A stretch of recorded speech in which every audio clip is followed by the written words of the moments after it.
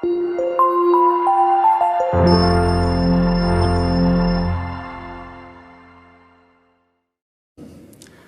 नअबुदु व इय्याक नस्तईन। मेरे पाकिस्तानियों, ये जो पिछले हफ्ते हालात हुए, अफसोसनाक हालात, इसकी वजह से मैंने फ़ैसला किया कि मैं आपके सामने आऊँ। देखिए, सबसे पहले हमारा वो वाहिद मुल्क है जो इस्लाम के नाम पे बना था। इसका नारा क्या था? पाकिस्तान का मतलब क्या? ला इलाहा इल्लल्लाह। इस मुल्क के जो लोग हैं, और मैं सारा पाकिस्तान फिरा हूँ, चाहे वो गुनाहगार हों, चाहे वो अपने दीन पे सही माने पे अमल करें या ना करें, लेकिन हमारे नबी सल्लल्लाहु अलैहि वसल्लम लोगों पे दिलों में बसते हैं। इसलिए जब भी कहीं भी दुनिया में उनकी शान में किसी किस्म की गुस्ताखी होती है तो हमें ये तकलीफ़ मिलती है। लेकिन क्योंकि मैं दुनिया फिरा हुआ हूँ, सिर्फ हमें नहीं तकलीफ़ मिलती, जो भी जहाँ भी दुनिया में मुसलमान बसता है उन सबको तकलीफ़ होती है। अब पिछले हफ्ते और ये जो अफसोसनाक हालात हुए, एक जमात ने ऐसे लगा ऐसे कि उनको शायद बाकी पाकिस्तानियों से ज़्यादा प्यार है अपने नबी से।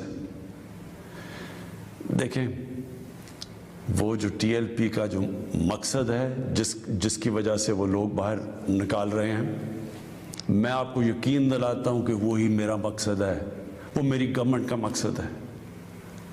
हम भी उन्हीं की तरह चाहते हैं कि दुनिया में किसी मुल्क में हमारे नबी की शान में गुस्ताखी ना हो। सिर्फ हमारा तरीक़ाकार फ़र्क है।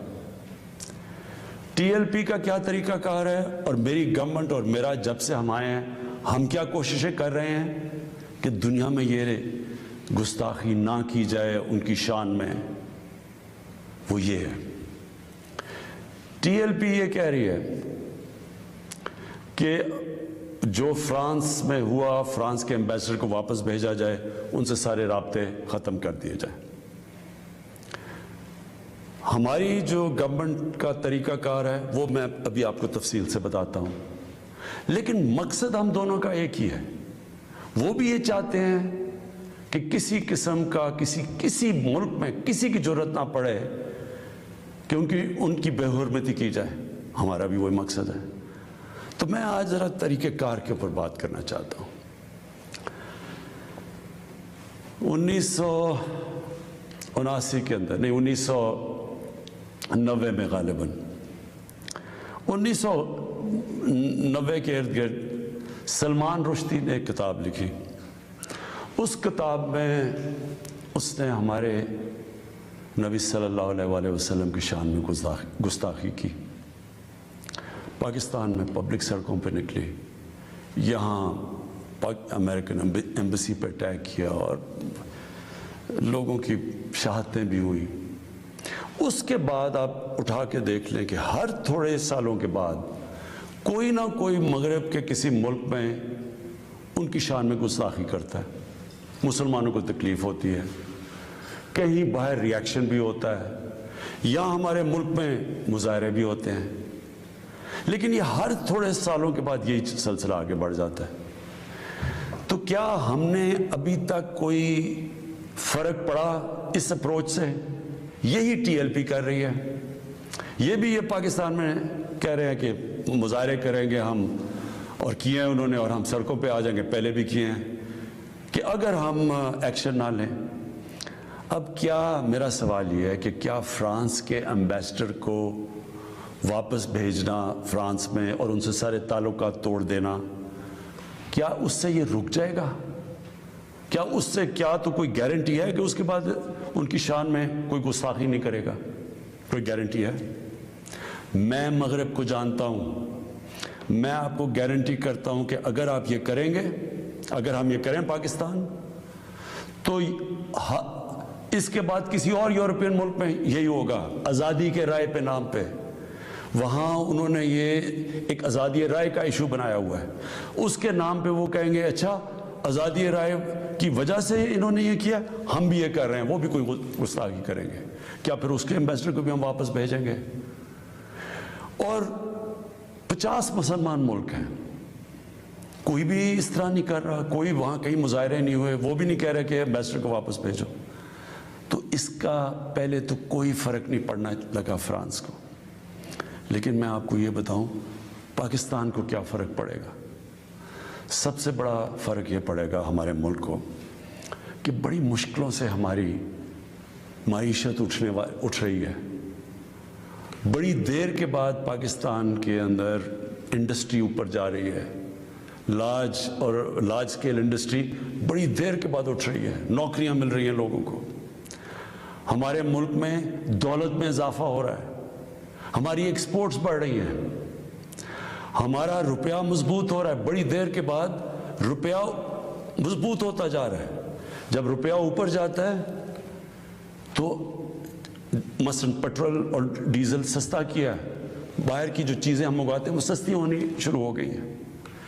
جب ہم فرانس کے ایمبیسڈر کو واپس بھیج کے تعلقات توڑیں گے ان سے، اس کا مطلب کہ یورپین یونین سے ہم تعلقات توڑیں گے.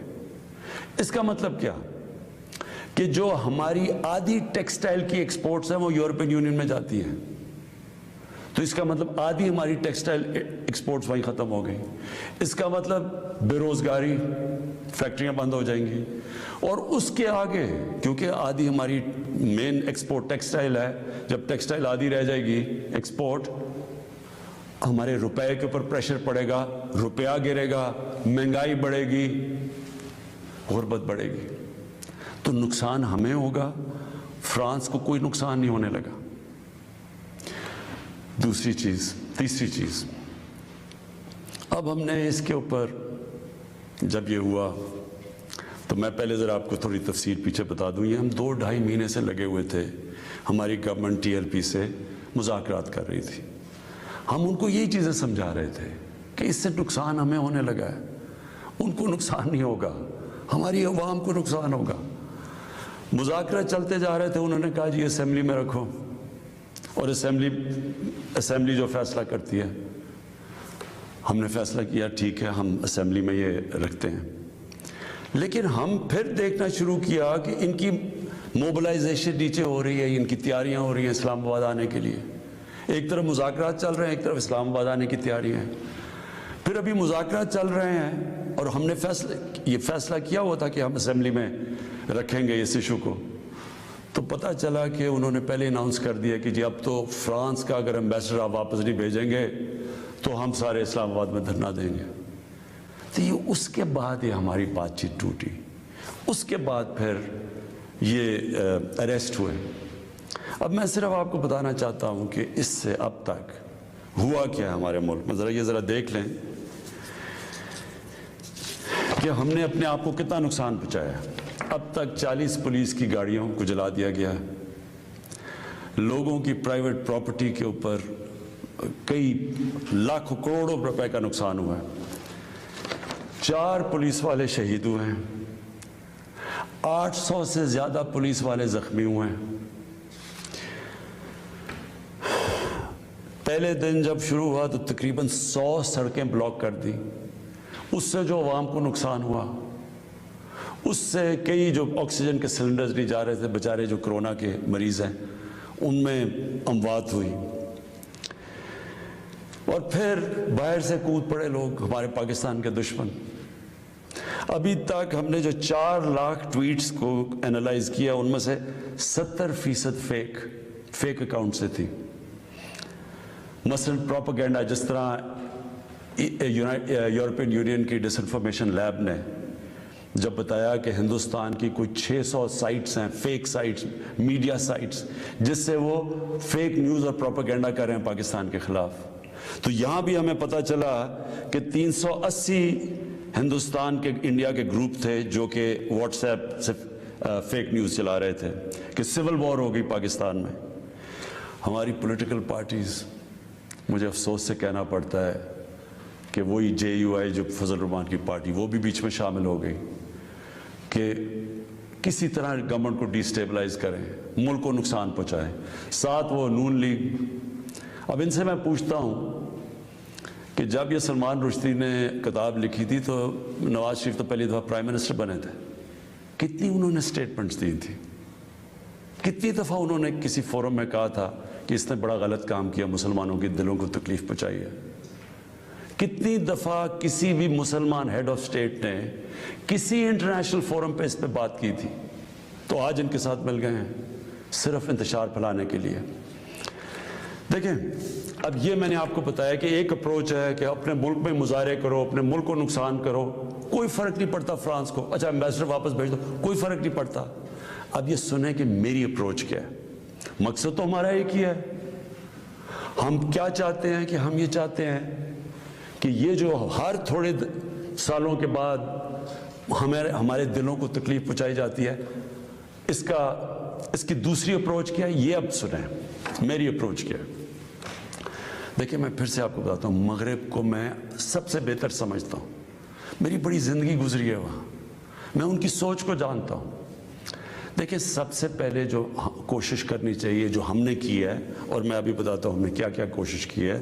اچھا میں یہ پہلے بتا دوں، سب سے پہلے جون 2019 میں 14ویں جو سمٹ تھی OIC کی، وہ پہلی دفعہ جا کے میں نے اسلاموفوبیا کی بھی بات کی، اور میں نے یہ بات کیا کہ جو مغرب کے اندر ہمارے پیارے نبی کی بے حرمتی کی جاتی ہے، کہ ہم سب مسلمان ملکوں کو مل کے ہم ایک پلان کرنا چاہیے، کہ اکٹھا اپروچ کرنا چاہیے، کہ ان کو سمجھانا چاہیے مغرب کو۔ دوسرا میں نے پھر جب سپٹمبر 2019 میں یونائٹڈ نیشنز کی جنرل اسمبلی میں گیا، ادھر میں نے یہ اٹھایا، دونوں چیزیں، اسلاموفوبیا کی بھی بات کی۔ اسلاموفوبیا کا کیا مطلب ہے؟ اسلام کے خلاف نفرت، اور اس نفرت کے اندر ایک یہ ہے کہ وہ ہمارے نبی صلی اللہ علیہ وسلم کی شان میں گستاخی کرتے ہیں، تو یہ ایک ہی چیز اکٹھے کرتے ہیں یہ۔ تو ادھر میں نے بات کی یونائٹڈ نیشنز میں۔ پھر اگلے سال جو 2020 میں یونائٹڈ نیشنز کی جنرل اسمبلی ہوئی، پھر میں نے اسلاموفوبیا کی بات کی، اور میں نے کہا کہ یہ کس طرح 1.25 ارب لوگوں کو تکلیف پہنچائی جاتی ہے۔ پھر یونائٹڈ نیشنز کی ہیومن رائٹس باڈیز کے اندر اور کمیشن میں میری گورنمنٹ نے مسلسل اسلاموفوبیا کی بات کی۔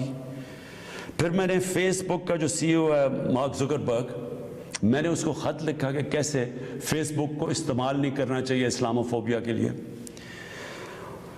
اور پھر جب یہ فرانس میں ہوا، اور جس کے اوپر یہ TLP کہہ رہی ہے کہ فرانس کے ایمبیسڈر کو واپس بھیجیں، میں نے سارے مسلمان ہیڈز آف سٹیٹس کو خط لکھا، اور میں نے ان کو کہا کہ ہمیں جوائنٹ ایکشن لینا چاہیے اس کے اوپر۔ اور اب میں آپ کو سمجھانا چاہتا ہوں میری اسٹریٹجی کیا ہے۔ اسٹریٹجی یہ ہے کہ ہم سارے مسلمان ملک کے جو ہیڈز ہیں، ہم مل کے مغرب کے فورمز میں، یورپین یونین میں، یونائٹڈ نیشنز میں، ہم ان کو یہ بتائیں کہ کیوں ہمیں تکلیف ہوتی ہے جب یہ آزادی رائے، فریڈم آف سپیچ کے نام پہ یہ جب نبی صلی اللہ علیہ وسلم کی شان میں گستاخی کرتے ہیں، کیونکہ ان کو اس چیز کی سمجھ نہیں ہے۔ مغرب کے اندر نہیں ان کا پیار اور عشق جس طرح ہمارا ہے، ان کو اس طرح کا نہ، ان کی اس طرح کی عزت کرتے ہیں، اور وہاں بلکہ وہ دین کو ان کے اتنے قریب نہیں ہے جس طرح ہم اپنے دین کے قریب رہتے ہیں۔ اس لیے ہمیں ان کو سمجھانا پڑے گا، اور سمجھائیں گے جب ہم مل کے اکٹھے کلیکٹیولی مسلمان دنیا کے ہیڈز آف سٹیٹس جب ہم بات کریں گے، جو میں یہ ہر جگہ جن فورمز پہ کہتا گیا ہوں، تب اس کا اثر ہوگا۔ دنیا میں تھوڑے سے یہودی ہیں، لیکن وہ سارے یہودیوں نے اکٹھے ہو کے دنیا کو، مغربی دنیا کو بتایا ہے کہ جو ہولوکاسٹ تھا، جدھر یہودیوں کی قتل عام ہوئی تھی، انہوں نے کہا کہ اس کے خلاف کوئی منفی بات نہ کی جائے کہیں بھی، کسی میڈیا پہ۔ آج کہیں بھی، آج مغربی میڈیا کسی ملک میں ہولوکاسٹ کے خلاف کوئی بات نہیں کر سکتا۔ 4 یورپین ملک ایسے ہیں جدھر جیل میں ڈال دیتے ہیں اگر آپ ہولوکاسٹ کے خلاف کوئی منفی بات کریں۔ تو کیا ہم یہ نہیں ان کو باور کروا سکتے کہ ہمیں کتنی تکلیف پہنچتی ہے؟ اور یہ صرف اور یہ ہم تب کریں گے جب ہم کلیکٹیولی مل کے کریں. اور میں آپ کو یقین دلاتا ہوں کیونکہ میں مغرب کو سمجھتا ہوں, ان کو سمجھ ہی نہیں ہے اس چیز کی. جب ہم پروٹیسٹ کرتے ہیں, جب ہم مظاہرے ہوتے ہیں, وہ سمجھتے ہیں مسلمان آزادی رائے کے خلاف ہے, اور وہ پھر بجائے اس کو سمجھنے کے وہ پھر اور کوئی جان کے شرارت کرتے ہیں ہمیں تکلیف دینے کی. اس لیے پہلا تو یہ چیز ہے. اور دوسرا میں جو کہنا چاہتا ہوں وہ یہ, دوسرا طریقہ کیا ہے کہ جب ایک 50 مسلمان ملک مل کے یہ کہیں گے کہ اگر کسی ملک میں سے اس طرح کیا گیا تو ہم سارے مل کے ان کا ٹریڈ بوائیکاٹ کریں گے, ان کی ہم چیزیں نہیں خریدیں گے, اس کا اثر ہوگا. اس طرح ہم اپنا جو ہم مقصد ہے اس پہ پہنچ سکتے ہیں. میں نے آپ کو 2 مقصد بتائے. ایک یہ TLP کا مقصد ہے, ہم ساری زندگی بھی لگے رہیں, ہم اپنے ملک کو نقصان پہنچاتے رہیں گے, کبھی کوئی فرق نہیں پڑنے لگا ان کو. جو میں کیمپین کر رہا ہوں, میں آپ کو یقین دلاتا ہوں کہ یہی طریقہ ہے کہ انشاءاللہ ایک دن ان کو سمجھ آ جائے گی, اور وہ دن دور نہیں ہے. میں آج آپ سب کے سامنے کہتا ہوں کہ میں ذمہ داری اس کی لیتا ہوں, میں ہی اس کیمپین کو لیڈ کروں گا, لیکن میں انشاءاللہ اپنی قوم کو مایوس نہیں کروں گا, اپنے مسلمانوں کو مایوس نہیں کروں گا. ہم انشاءاللہ ان کو یہ ایک دن سمجھا دیں گے کہ جس طرح اگر وہ یہودیوں کے لیے سینسٹیو ہیں, ان کو تکلیف نہیں دینا چاہتے, تو ہم تو سوار مسلمان ہیں, ہمارے بھی دل ہیں, ہمیں بھی تکلیف ہوتی ہے. اور جیسے ان کو اس چیز کی سمجھ آ گئی, یہ ہم اپنا مقصد پہ پہنچ جائیں گے. آخر میں اپنے علماء ان کو خاص طور پہ کہنا چاہتا ہوں کہ آپ کو اس میں ہمارے ساتھ مل کے, میرے ساتھ مل کے میری تائید کرنی چاہیے, ہماری مدد کرنی چاہیے, کیونکہ یہ جو چیزیں یہ جو ہو رہے ہیں ہمارے ملک کو نقصان پہنچ رہا ہے, اس سے تکلیف پہنچتی ہے. ہماری پولیس سے جو ہوا ہے, 800 پولیس انجر ہوئی ہے, جو ان کو کئی ہسپتالوں میں پڑے ہوئے ہیں. تو اس سے کس کو فائدہ ہوا ہے؟ کیوں ہندوستان کی یہ جو ویب سائٹس ہیں جو اس کے اندر کود پڑی ہیں, یہ دشمنوں کو فائدہ ہوا ہے. قوم کو کیا فائدہ ہوا اس سے؟ قوم کو تو صرف نقصان ہوا ہے. اور جو مقصد ہے ہمارا, اس سے تو اس پہ نہیں پہنچ رہے ہم. کوئی فرق نہیں پڑے گا کسی مغربی ممالک کو جو مرضی ہم اپنا ملک کا نقصان کریں. جرم کہیں اور ہو, ہم اپنے اوپر خود کش حملہ کر دیں. یہ کون سی عقل اور سمجھ ہے؟ تو میں آپ سب کو کہوں گا, اپنی قوم کو کہوں گا کہ یہ ٹائم ہے اکٹھے ہونے کا. ہمارا ملک بڑی مشکلوں سے ایک اس طرف نکل رہا ہے کہ ہم اب اوپر آنے والے ہیں. ہماری معیشت اٹھ رہی ہے, لوگوں کو روزگار مل رہا ہے, ہمارا روپیہ مضبوط ہو رہا ہے, ہمارا ملک کا ڈائریکشن ٹھیک ہے. تو یہ ٹائم اپنے ملک کو نقصان پہنچانے کے لیے نہیں ہے. یہ صرف ہمارے ملک کے دشمن ہمیں نقصان پہنچائیں گے. ہم سب کو اب اکٹھے ہو کے اللہ کا شکر ادا کرنا چاہیے کہ ہم یہ 2 سال بڑے مشکل وقت سے گزرے ہیں. حالانکہ ہمارے پاس اس وقت کرونا کا ایک تیسرا ویو آیا ہوا ہے, اس کے اوپر ہمیں سب کو مل کے SOPs پہ چلنا چاہیے. اللہ سے دعا کرنی چاہیے کہ ہمیں اس مشکل سے بھی نکال دے, اور پھر اس کا شکر ادا کرنا چاہیے کہ ہم 2 سال کے بعد ایک قوم, ہماری معیشت اٹھ رہی ہے, تو ہم اس کو نقصان نہ پہنچائیں. پاکستان پائندہ.